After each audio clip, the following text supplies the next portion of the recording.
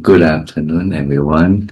This morning we learned about that the cyclical existence of sentient beings proceeds through the developmental process of 12 links. And these 12 links can be roughly divided into 3 phases. These 3 phases are the 5, 10, and 12 links. The first phase consists of 5 links: craving, clinging, becoming, birth, and aging and death. The order of these 5 links highlights the process by which sentient beings fall into cyclical existence through the pursuit of objects. These 5 links may be analyzed as follows. All sentient beings must undergo aging and death. Aging and death arise from birth. Once something is born, it cannot avoid death. Therefore, birth is not something to rejoice, and death is not something to grieve over. This shows that the wish for eternal life or immortality can never be fulfilled, because where there is birth, there will be there is a birth, there will be death. This means immortality or eternal life is merely a dream. So why are sentient beings born? It is because of becoming. Becoming refers to the karmic potential that shapes our future mode of existence, whether within the 3 realms, that is, desire, form, and formless realms, or the 5 destinies, that is, hell, hungry ghost, animal, human, and heavenly destinies. Once this karmic momentum is established, birth inevitably follows. Just as a seed, when meeting the right conditions of soil, water, and warmth, cannot help but sprout. Clear? Makes sense? Okay. So why does becoming arise? The cause is clinging. There are 4 kinds of clinging: clinging to desire, clinging to views, clinging to erroneous precepts, clinging to the notion of an intrinsic self.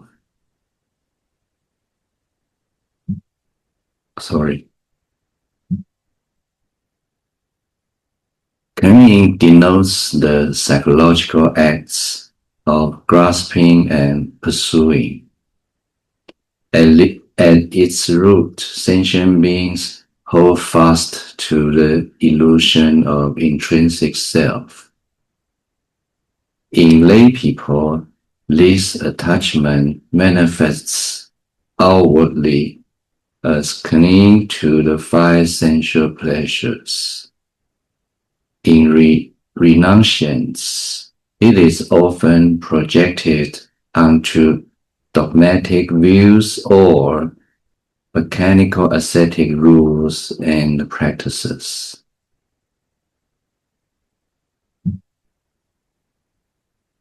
Why do people grasp and pursue things? It is because of craving. Craving is a fundamental characteristic of sentient beings. It is directed toward the self and toward external objects as well as toward the past and the future. Because sentient beings crave and cling to everything, they pursue and grasp, which in turn gives rise to actions or karma and its results. Consequently, sentient beings cannot avoid birth, nor can they avoid death. The five links from craving to aging and death set forth the central meaning of noble truths of suffering and its origin.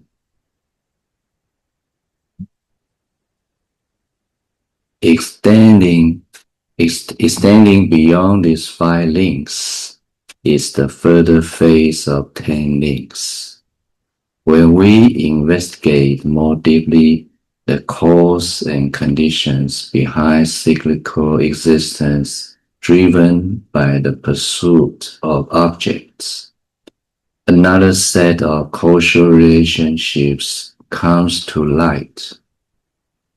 That is, if we trace the link of craving backwards to its causes, we find another five links: consciousness, name and form, the six sense faculties, contact, and feeling. These reflect the causal relationship whereby, through contact, the mind becomes attached to objects. Feeling leads to craving. The defiled craving of sentient beings does not arise without cause. It is conditioned by feeling, whether of pleasure, pain, joy, or sorrow. These affective experiences inevitably stimulate craving. Furthermore, the defiled craving is not limited to a grasping for pleasant sensations. Whenever the emotions are stirred into aversion or attachment, causing one to become fixated and unable to let go, craving is fully at work. How do our feelings or emotions arise? They are born from sensory experience. When our six sense faculties, eye, ear, nose, tongue, body, and mind, encounter their respective objects, corresponding cognitive consciousness arises. The convergence of these three components, faculty, object, and consciousness, constitutes contact, which in turn conditions feeling. Without contact, the feelings that arise in response to objects would not occur. In the tending phase, contact specifically refers to contact associated with ignorance. Contact cannot occur without the sixth sense faculty. The sixth sense faculty belong to sentient beings' bodies, which arise from name and form. Name and form refers to the stage of the early embryo when the organism just formed, but the sixth sense faculties, such as eye, have not yet fully developed. Name and form relies on the sustaining consciousness to prevent its disintegration and to ensure its continuous growth. Reciprocally, the sustaining consciousness must rely on name and form to manifest its functions. Thus, consciousness conditions name and form, and name and form conditions consciousness. Its mutual dependence illustrates a profound dimension of dependent co-arising, where mind and body interact as reciprocal supports. The relation between the sustaining consciousness and the name and form is as stated in the Samyutta Agama, Sutra number 288. It is like three reeds standing in an open space, leaning against one another to remain upright. If one is removed, the other two cannot stand. If two are removed, the remaining one cannot stand. They stand only by relying on one another. Consciousness and name and form are likewise. They arise and grow through mutual dependence. The links from consciousness to feeling describe the actual processes of mental and bodily activity in this life, but they do not explain the root cause of the cycle of birth and death. Therefore, the teachings further reveal ignorance conditions volitional formations, and volitional formations condition consciousness. Here, consciousness refers to sustaining consciousness or rebirth linking consciousness. Okay, this is the third phase, which incorporates the complete 12 links. The third link, consciousness, refers in this life to a sentient being possessing a body endowed with consciousness. That is, a sentient being with awareness. The third link, consciousness, in the present life corresponds to the 11th link, birth, in the next life. What is the cause of consciousness? It depends directly on volitional formations, the bodily, verbal, and mental actions generated by volition bound up with craving.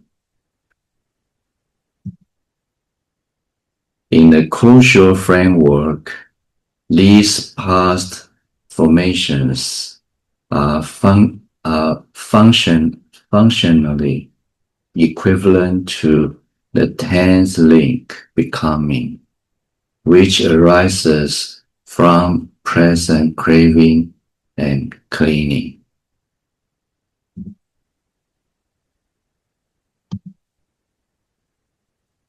By extension, past ignorance corresponds to current link or contact when it is conjoined with ignorance. This ignorance manifests in the present life as active defilements such as craving.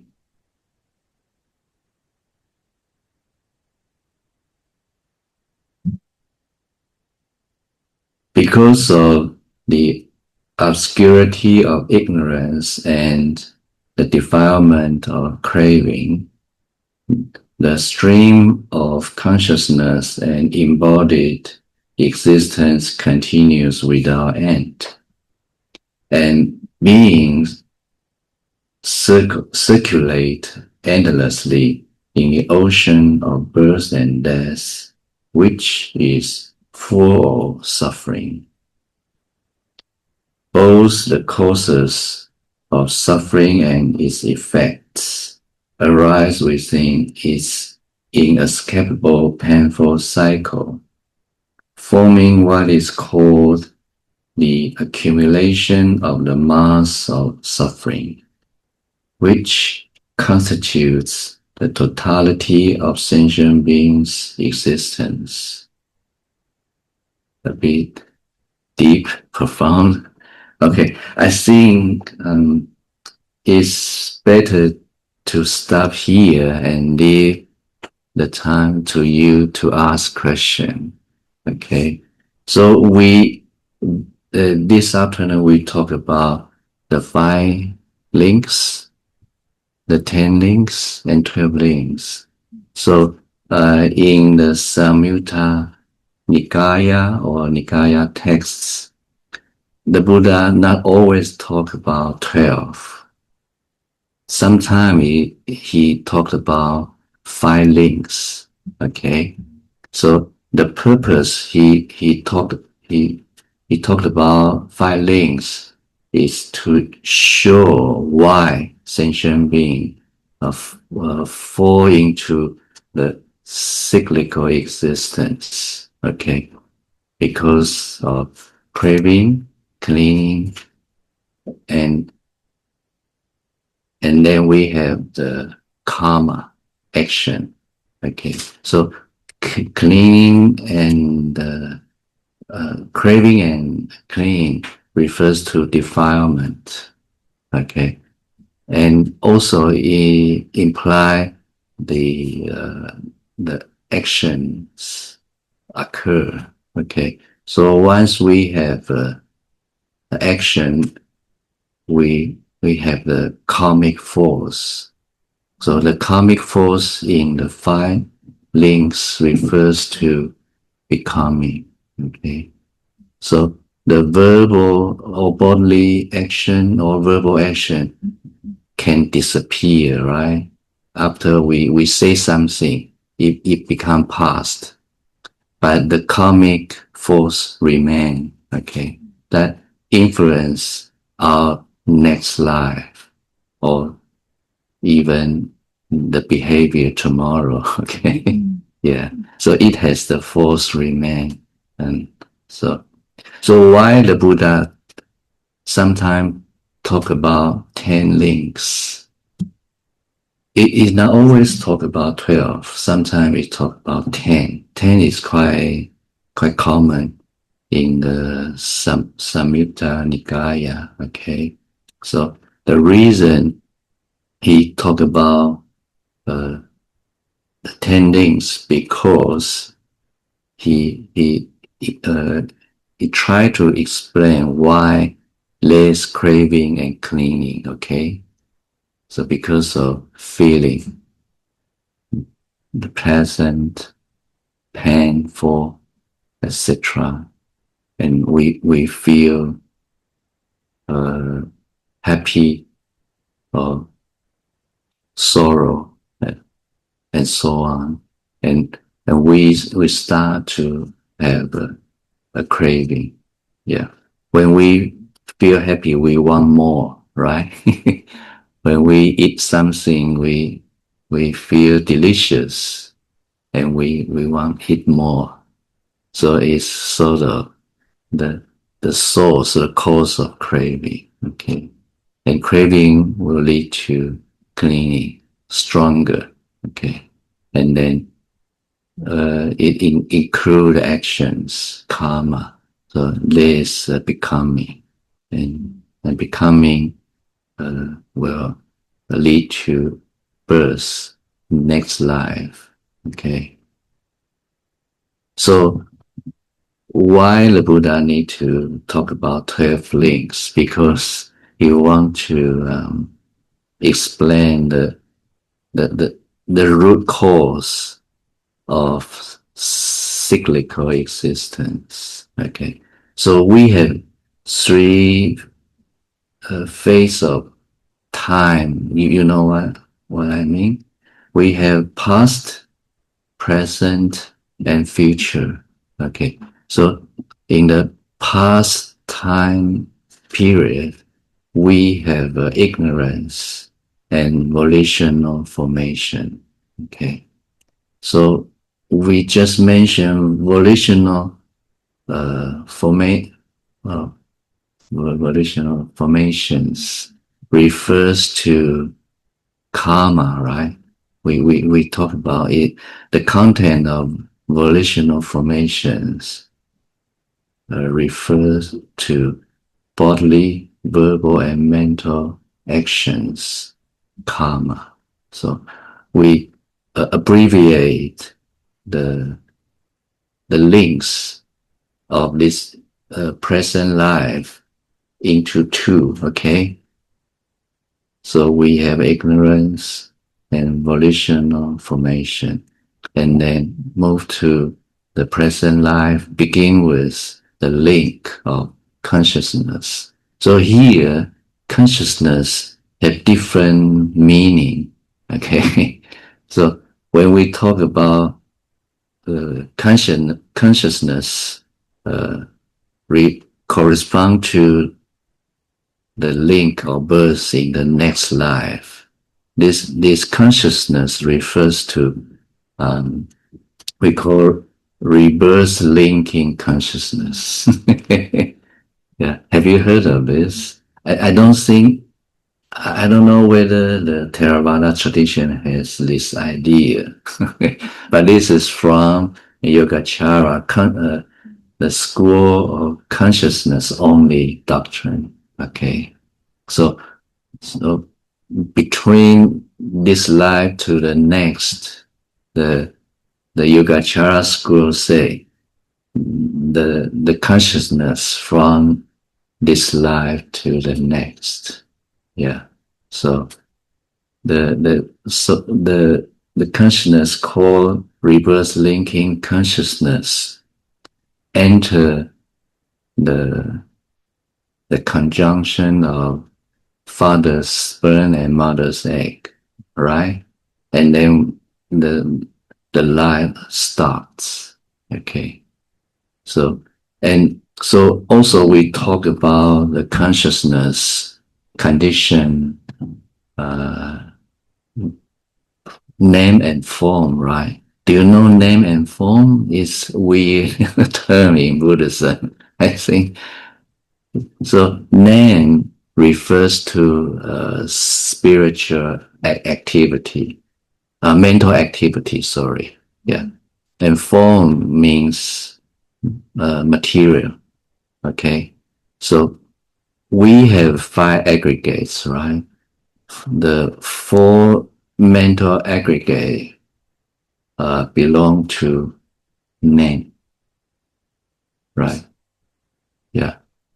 So name includes sensation. Sometimes Bhikkhu Bodhi translated as sensational feeling. I can't remember. Volitional formations. Yeah. I'm sorry. Yeah. Volitional formation. Yeah. Perception and sensation and consciousness, right? So we have consciousness in the name and the form, right? And we also have a consciousness as its cause. So we must have different consciousness in this context, right? Okay. So when we say consciousness as condition with consciousness as condition, name and form arise, right? So here, consciousness means sustaining consciousness. And we also have a cognitive consciousness, which is to perceive our environment. Okay. So I hope my explanation can help. Okay. Any question? I think it is not easy to understand, but I try my best to explain more and make it clear to you. Okay.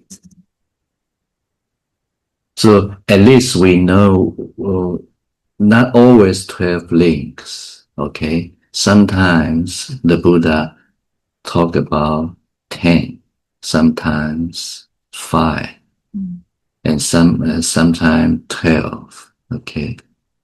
So I think the most situation the Buddha talked about 5. Yeah. 5 links. Yeah. Yes, please. The way I have learned ignorance, Yes. was it the ignorance of the fourth noble truth?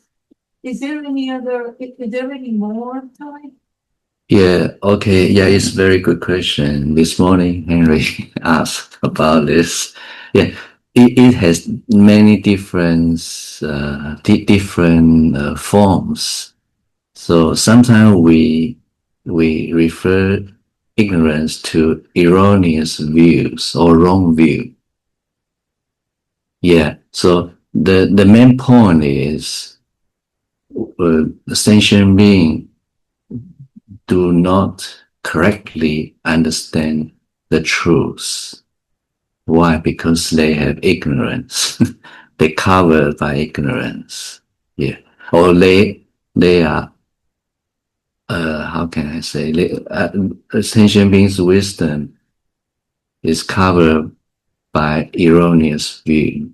The main erroneous view is to regard our body as a self.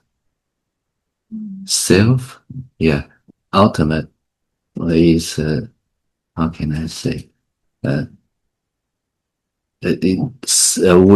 When Buddha talk about sentient beings, he say sentient being just the compound of 5 aggregates, no self, or there's no self. So self means it exists eternally, and it exists without conditions, without causes. Okay, and it has the characteristic of control. So self can control everything, right? Have you heard of the definition of self? Eternal, independent, and self-control. Yeah.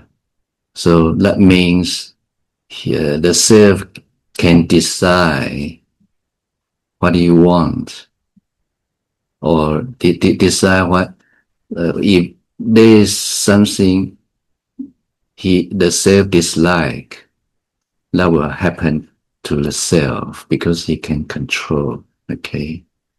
So the main erroneous view is there is self within the sentient beings. Okay. Yeah.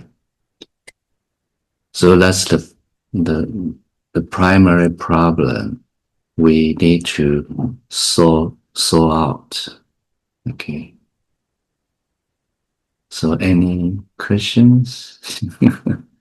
So volitional formation refers to karma. Yeah. So here, when we talk about karma, we have two different aspects. So one aspect is action. Action means karma, okay? So whatever we act, that is karma. But the action will disappear, right? For example, I just say something and it's become past. But if I say something hurt sentient being, it become a bad karmic force, right? So after actions, we have a karmic force that will remain and influence our future situation. Okay, so at least we understand these two aspects. That's good. There are two aspects to karma. One is the action that leaves a force. Yeah. And what is the other one? No, one is action, the other one is force, karmic force. So after actions, we have a karmic force remain or left. Okay. Yeah. So after we learn about this Dharma, what can we do to, how can I say, realize the teachings? What should we do? Okay. Yeah. So the important thing, we know why we have a bad karma or bad action or unwholesome action. Why? Because we have a defilement such as craving or hatred, etc. So when we have hatred, we may harm sentient beings, right? On the other hand, when we have craving, we still we also can develop into harming sentient being. Can you understand? So when you have craving for something or someone, but you can't hold now, yeah, you can't win that person's smile or something, hatred arises. Okay, so craving or hatred are almost the same thing. One thing, two different sides. Okay, yeah. So what should we do or what should we practice is to reduce the activity of our defilement. But how? The one way I learn, I practice is to think about the cause and condition. Yeah, when someone scold me, I feel frustrated. But I try to think about why this person scolded me. What did I do? I must have done something wrong or annoy that person, etc., etc. And as I start to analyze the cause and conditions that event happened, and from this process, angry or hatred is not easy to come up. Have you had a similar experience? right? No, not useful. Okay. No, I'm just thinking that if somebody scolds you, Yeah. if that action did not originated with you, so why should you be held responsible for that Or person's sometimes it's not because of me, you mean? Yeah, Well, it's not absolutely the case because when something happened, uh, everyone contributes. You know what I mean? Yeah, maybe 1% or 10% or 50%, etc. Yeah. Patricia said, someone's scolding me. Yes. How am I supposed to act? Yeah. Someone is attacking me. Someone once said that I cannot control the action of another person, but I can control my own actions. Yes. So going forward, with all the things that I have to do to increase my karma, is to make sure that I reflect the path in defiance to this person. I can't stop them. You're just going to attack me anyway. But I can control whatever I'm thinking. Yeah. Oh boy, that person just had a bad day. Step away, leave my own. Yes. That is the way we would reflect how much karma can I accumulate? I want to get all the good ones. So I don't want to go out there and say, let's have a nice battle this one. It's Yeah. not necessary. As I pointed out once, somebody said to a friend of mine, he said, why are you wearing that mask in the time of COVID? Yes. This person chose to wear a mask because she thought, I don't want to spread this germs, but the other person's state of mind was, you don't need a mask, you don't need to do that. That's just, it goes Yeah. against all. Different people have different it was. opinion. Yeah.